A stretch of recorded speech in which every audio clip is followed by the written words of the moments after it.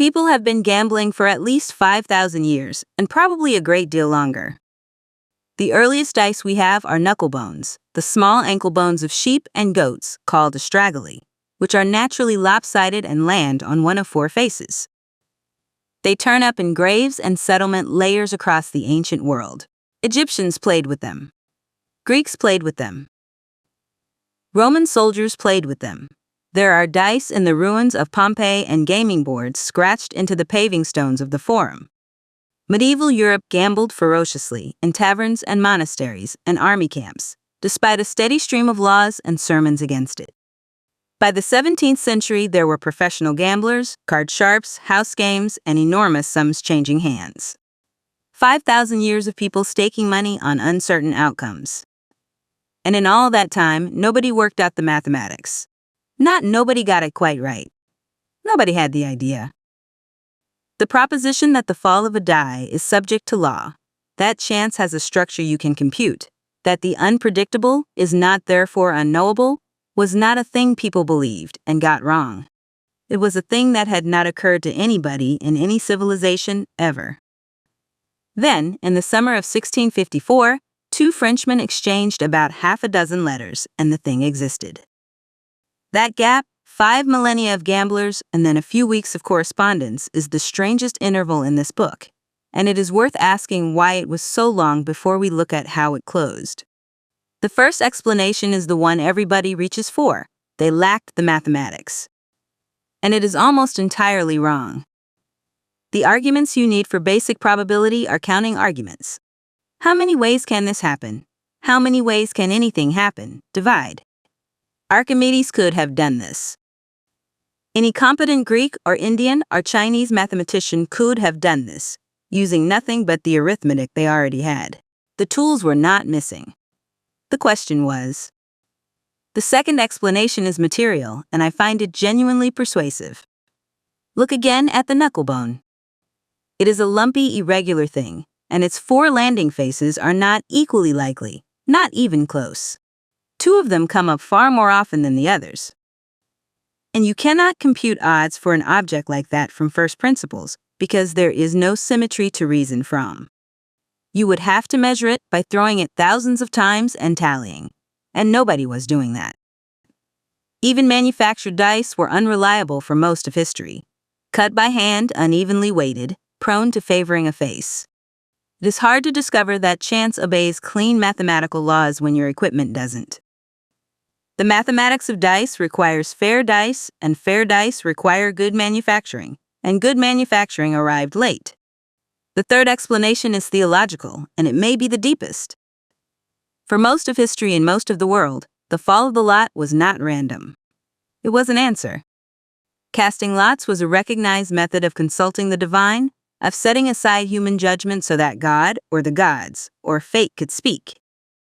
The Hebrew Bible divides land by lot, and the apostles choose Matthias by lot. Roman practice was full of it. Medieval Europe used it to settle disputes and select officials. Now, if the die is a channel for divine, well, what could it possibly mean to compute its odds? You are not asking about a mechanism. You are asking about a decision. Calculating the probability of God's answer is not difficult. It is a category error and possibly a blasphemous one.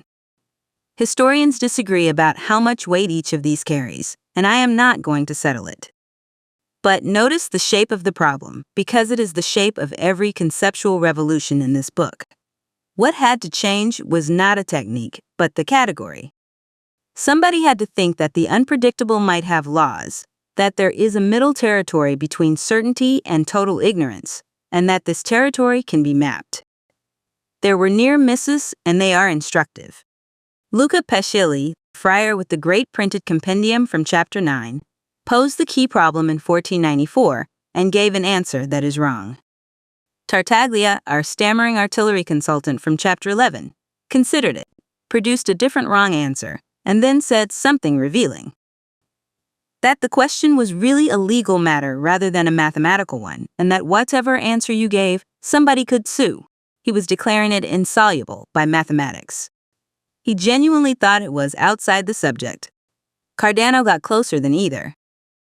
In that unpublished manuscript on games of chance, written by a man who gambled compulsively and thought hard about what he was doing, he laid out something like the modern definition of odds.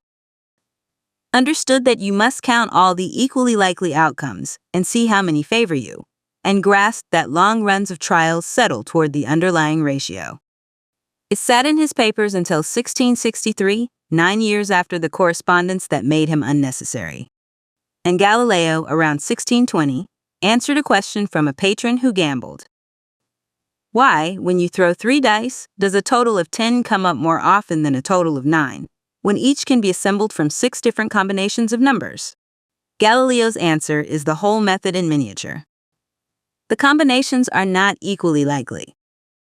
A total made from 3 different numbers can occur in 6 different orders. One made from a pair and a single can occur in 3. One made from 3 of a kind occurs in only one way. You must count not combinations, but ordered outcomes, all 216 of them, and when you do, 10 can be made 27 ways and 9 only 25.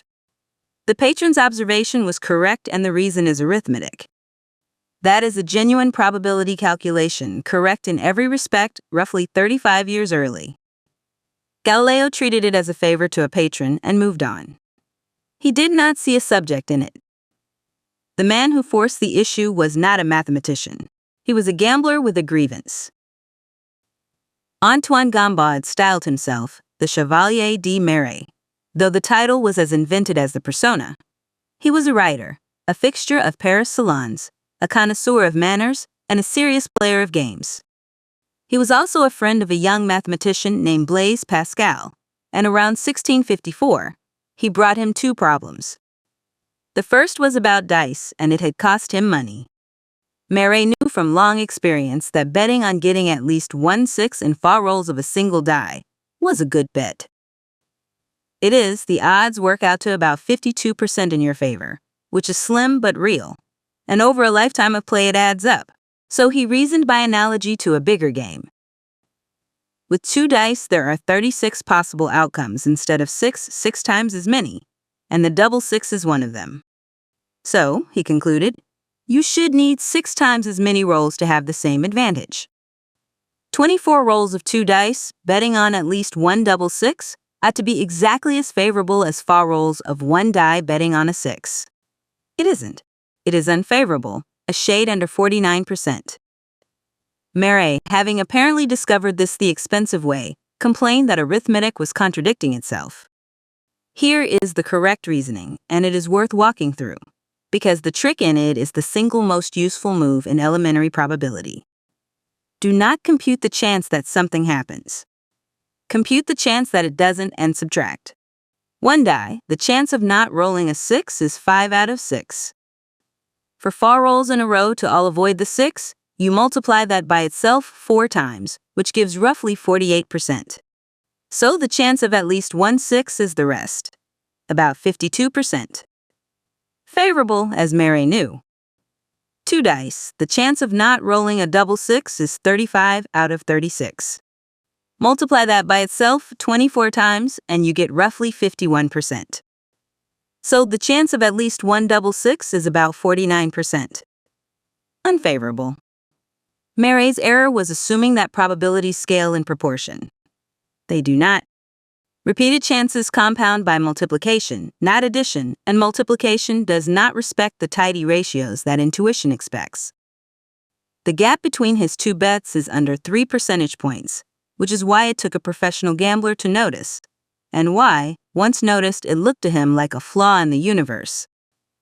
That was the appetizer. The second problem was the one that mattered. It is called the problem of points, and it is disarmingly simple to state. 2 players put up equal stakes. They agreed to play a series of rounds, each round equally likely to go either way, and the first to win a set number of rounds takes the whole pot. Partway through, the game has to be abandoned. The players go home. How should the money be divided? Take a specific case.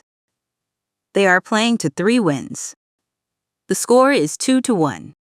Then it stops. Try to answer it before reading on, because the wrong answers are extremely tempting. You might say 2-1 in proportion to rounds 1. That is Pacioli's answer, and it is what most people say first. But consider a race to 100, abandoned at 1-0. Should the leader take everything on the strength of a single round? That is what proportional division gives you when the score is 1-0, and it is obviously absurd. You might say, split it evenly since neither man won. But then the man leading 2-1 is being robbed, and by the same logic a player 1 round from victory in a race to 100 against an opponent who has 1-0 walks away with half. You might say, it cannot be answered because the game did not finish and we do not know what would have happened. That was Tartaglia's position, and it is the one that had held for 160 years. The breakthrough, and it came in different forms, to both correspondents, was a single change of question. Stop asking what happened. Ask what would have happened. The stakes should be divided in proportion to each player's chance of eventually winning had play continued. The rounds already played matter only insofar as they determine the position the players are standing in now. What you are valuing is not the past but the future. That sentence is the birth certificate of probability theory, and if you want to know why this chapter matters more to your daily life than any other in this part of the book, it is because that sentence is now how the entire modern world prices everything uncertain. So 2-1 in a race to 3. The leader needs 1 more win. The trailer needs 2. Pierre de Fermat in Toulouse did it by brute enumeration. At most 2 further rounds can settle the matter, so write down every possible way those 2 rounds could go. There are 4, and they are equally likely. The leader wins both, the leader then the trailer then the leader, or the trailer wins both. Now check who takes the pot in each case. Leader, the leader wins. Leader, trailer, the leader had already clinched it with the first round. Trailer, the leader gets there on the second. Trailer, the trailer takes it, having won the 2 he needed. 3 of the 4 futures belong to the leader. Divide the money 3-1. There is a subtlety here that Pascal initially objected to, and it is worth catching. In 2 of those 4 futures, the game would actually have ended before the second round was played. Once the leader has his 3rd win, nobody plays on. Fermat plays the phantom round anyway. Why?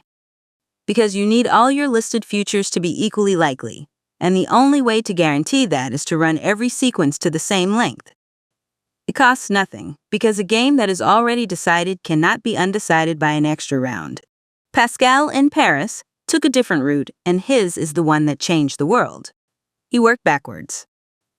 Consider the position 2-1 and imagine playing 1 more round. Half the time the leader wins it and takes everything, that branch is worth the full pot to him. Half the time the trailer wins it, bringing the score level at 2-2, and from a tied position with both men needing 1 win, the game is a coin flip. That branch is worth half the pot. So the leader's position is worth 1/2 of everything, plus 1/2 of a half. 3/4. Same answer. Different method. And what Pascal has just done is invent expected value. The notion that an uncertain position has a definite present worth, computable as the average of what it might become, weighted by how likely each outcome is. That idea is the foundation of insurance, of finance, of decision theory, of economics, and of every algorithm that has to choose an action under uncertainty. When a bank prices an option today, it does it by working backwards through a tree of possible futures, averaging at each node. That is Pascal's method from 1654, running on a computer. The correspondence ran through the summer. 7 letters survive, others are lost. The 2 men never met, and as far as we know, never tried to. They pushed the problem further, more rounds remaining, unequal positions, more players, and Pascal generalized the whole thing. Using an array of numbers, he set out in a treatise of his own. The triangle in which each entry is the sum of the 2 above it, whose rows give you exactly the counts of how many ways a run of rounds can come out. It is called Pascal's triangle. He did not invent it. We met it in Chapter 6 in Yang Hui's Chinese text of 1261, which credits Jiaxian around 1050. It is also in Al-Khariji, in Indian combinatorics. and on the title page of a German arithmetic book printed nearly a century before Pascal was born. Stigler's law on schedule.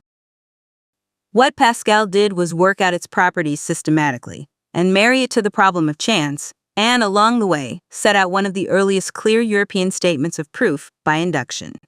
Establish the first case. Show that each case forces the next, and conclude that the result holds all the way up the ladder forever. At the end of it, he wrote to a learned society in Paris announcing what had been found, and reached for a phrase that captures the whole audacity of the enterprise. He described it as bringing the certainty of geometry to bear on the domain of chance, joining, as he put it, demonstrations of mathematical exactness to the uncertainty of fortune. The two words had never been allowed in the same sentence. The two men who did this could hardly have been less alike. Blaise Pascal was 31 and had been famous since childhood. His father, a tax official and amateur mathematician, had educated him at home and, according to his sister's memoir, deliberately kept mathematics away from him until he was older. Whereupon the boy reportedly worked out a chunk of elementary geometry by himself on the floor with a piece of charcoal. At 16, he wrote an essay on conic sections containing a theorem still taught under his name, and Descartes is said to have refused to believe a 16-year-old had written it. At 19, watching his father grind through tax accounts, he designed and built a mechanical calculating machine, a box of geared wheels that would add and subtract, with a carry mechanism that worked. About 20 were made. They were expensive, delicate, and commercially a failure, and they are also one of the first working calculators in history. Keep that in view. The thread that runs from Pascal's gearbox to chapter 27 is a real thread. In physics, he was formidable. He designed the experiment, carried out by his brother-in-law, who carried a barometer up a mountain in the Auvergne. That showed the column of mercury falls as you climb, which meant the atmosphere has weight and the space above the mercury really is a vacuum. That was a direct blow to an Aristotelian orthodoxy that had held for 2,000 years, and the unit of pressure is named after him. He was also, throughout his adult life, seriously and painfully ill. Pierre de Fermat was 53 and almost his opposite, a magistrate in Toulouse, a councillor of the regional parliament, a lawyer with a settled provincial career, and no scientific position of any kind. Mathematics was his hobby. He did it in the evenings. He published essentially nothing, communicating instead by letter, often through Marin Mersenne, a friar in Paris who ran what amounted to a manual internet. Receiving letters from mathematicians across Europe and forwarding the interesting bits. And working in his spare time in the provinces, Fermat did the finest number theory anyone had done since antiquity, effectively founded the subject in its modern form. Invented a version of coordinate geometry independently of Descartes, and developed a technique for finding the maximum of a curve and the slope of its tangent that is a genuine precursor of differential calculus. Newton later acknowledged a debt to it. He also, around 1637, wrote a note in the margin of his copy of an ancient Greek text, claiming to have a marvelous proof of a certain proposition, which that margin was too narrow to contain. It took the world 357 years to find out whether he was right. That is chapter 26. Something happened to Pascal a few months after the correspondence, and it ended his mathematical life. On the night of the 23rd of November, 1654, he had an experience of overwhelming religious intensity, lasting about 2 hours.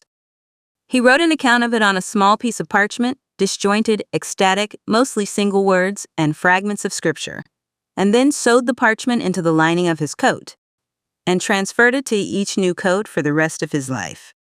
A servant found it after his death. From that night, he turned to religion, attaching himself to the austere Jansenist community at Port Royal, and gave up mathematics almost entirely. He wrote a series of public letters defending them against the Jesuits, which are among the great works of French prose, and began an unfinished defense of Christianity, assembled from thousands of fragments, and published after his death as the Pensée. And in the Pensée is the argument known as Pascal's wager, which is where this chapter comes back around. Strip away the theology and look at its structure. Pascal says, you cannot settle by reason whether God exists, so treat it as a bet you are forced to make. Now weigh the outcomes. If you believe and are right, the gain is infinite. If you believe and are wrong, you have lost a finite amount, some pleasures, some time. And an infinite payoff, multiplied by any probability at all, however small, outweighs any finite loss. So the rational wager is to believe. You can attack it from a dozen directions, and people have for 300 years. Whether it is good theology or good philosophy is not my business here. What it is, unambiguously, is the first argument in history to reason about a decision by computing expected value under uncertainty to say, here are the possible outcomes. Here is what each is worth. Here is how likely each is, therefore act thus. That is decision theory. It is the logic that underlies how an insurer sets a premium, how a public health agency chooses between vaccination strategies, how a company evaluates a risky investment, how a government weighs a low probability catastrophe. The man who invented it applied it, first to the existence of God, 6 months after abandoning mathematics for religion. Pascal died in 1662, aged 39. Among his last projects was a scheme of carriages running fixed routes through Paris at a fixed fare of 5 sols, the first public transport system in any city in the world. It opened months before he died. Now the consequences, because this is where the summer of 1654 reaches your life. For centuries, Europeans had been selling and buying things whose value depended entirely on an unknown future, and pricing them by guesswork. Marine insurance existed. Underwriters set premiums by instinct and experience. Governments sold life annuities, pay a lump sum now, receive an income until you die, and they routinely sold them at the same price to everyone regardless of age. A 20-year-old and a 70-year-old paid the same for an income stream that one would draw for 50 years and the other for 5. States lost fortunes this way. Within 20 years of the letters, that began to change. The Dutch statesman Johann de Witt applied the new mathematics to annuity pricing in 1671, arguing that the price must depend on the buyer's age and on the probability of survival at each future year. In 1693, Edmund Halley, the Comet Man, worked through the birth and death records of the city of Breslau and constructed a mortality table with a proper age structure, from which the value of an annuity on any life could be computed. That is the foundation of the entire insurance industry. It rests on a claim that would have been unintelligible before 1654, that although nobody can say when you will die, the pattern of when people die is stable, knowable, and priceable. In the same decade, a London draper named John Grant sat down with the weekly plague mortality returns and extracted from them the first real demographic statistics, birth rates, death rates, patterns of disease, an estimate of the city's population. Probability and statistics were born as twins, in the same generation, one from dice and one from death records. And in 1713, in a book published after his death, Jacob Bernoulli proved the theorem that welds them together. He showed that if you repeat a chance event enough times, the observed frequency closes in on the true underlying probability and can be made as close as you like by taking enough trials. That is the law of large numbers, and it is the license for everything. It is why measured frequencies mean something, why a large enough sample tells you about a population, why casinos and insurers can be confident in aggregate about events they cannot predict individually. Everything downstream runs on this. Clinical trials. Quality control. Statistical mechanics, which explains heat and pressure as the aggregate behavior of uncountable molecules. Quantum mechanics, in which probability is not our ignorance but apparently a feature of the world. Error-correcting codes. Weather forecasting. Cryptography. Machine learning, which is very nearly probability theory with a large budget. There is one more thing, and it is the largest. Before this, knowledge came in 2 conditions.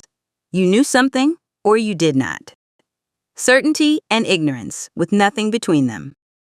That is the world of Euclid's proofs on one side and the world of hope and prayer on the other. Probability opened the country in between. It made it possible to be rationally uncertain, to hold a belief with a degree of confidence, to say how much you would bet on it, to update sensibly when new evidence arrives. It gave us a vocabulary for the state most of our knowledge is actually in. That is why probability was not simply a new branch of mathematics. It was a change in what it means to know something, and we are all living inside it. Every time you read that a treatment reduces risk by a certain percentage, or that there is a 60% chance of rain, or that a poll has a margin of error, you are using an intellectual technology that did not exist before two Frenchmen wrote to each other about a dice game. And it is worth being clear about what it does not do, because this is where people go wrong with it constantly. Probability never tells you what will happen. It tells you the shape of what might. A 90% chance means the other thing happens 1 time in 10, and when it does, the mathematics was not wrong. Learning to hold that distinction steady, to act on odds without mistaking them for prophecy, is one of the genuinely difficult skills of modern life, and most of us are bad at it. The unpredictable turned out to have laws. It did not thereby become predictable. Those are different things, and the summer of 1654 gave us the first and not the second. Fermat, in his day job as a magistrate, had a technique for finding where a curve reaches its highest point. It involved nudging the variable by a tiny amount, doing some algebra, and then, at the crucial moment, setting the tiny amount to 0, which is either a brilliant procedure or a piece of outright cheating, depending on whether that tiny amount was 0 all along. If it was 0, you divided by 0 somewhere in the middle. If it wasn't, you had no right to discard it at the end. Within 30 years, 2 men would build the most powerful machine in the history of mathematics on top of exactly this maneuver, and a bishop in Ireland would point out in devastating detail that nobody could say what those vanishing quantities actually were. He called them the ghosts of departed quantities. That is next, and it is the last chapter of part 3.